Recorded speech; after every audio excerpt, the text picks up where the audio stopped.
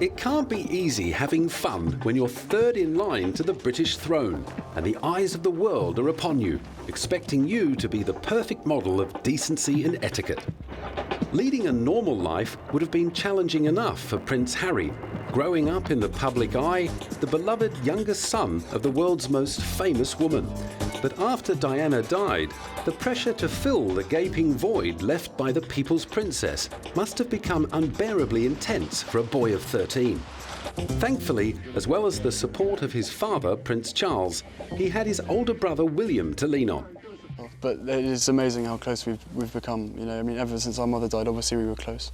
But he is the one person on this earth who I can actually really, you know, we can talk about anything and we understand each other and we give each other support and everything's fine. But that didn't stop Harry from getting pretty wild in his late teens. Clashes with the paparazzi became commonplace as he was snapped smoking cannabis and drinking underage in pubs.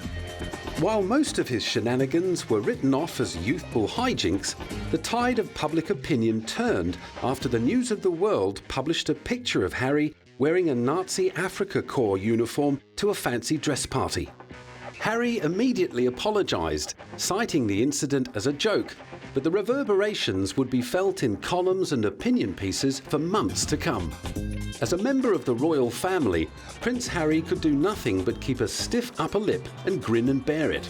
On his 21st birthday, he spoke of his frustrations with the press. I suppose that is the media in general. There's truth and there's lies, and unfortunately I can't get the truth across because I don't have my own column in the paper, which I'm thinking about getting. Having learned his lesson, he'd managed to refrain from causing any more public offence, forcing the media to restrain their commentary to details of his army exploits and his on-again, off-again relationship with Chelsea Davy.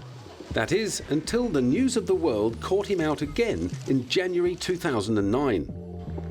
This time, the sneaky tabloid had got its hands on a 3-year-old video filmed in an airport departure lounge, which featured Harry referring to a Pakistani colleague as our little Paki friend.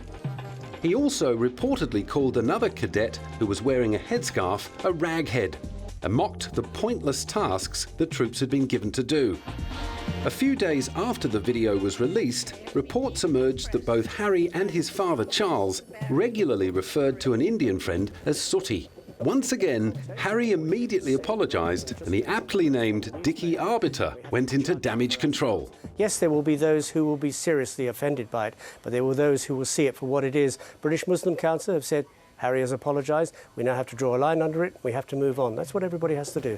After all the strife with the media, perhaps Harry was happy to return with his regiment to Afghanistan and take his chances with the Taliban.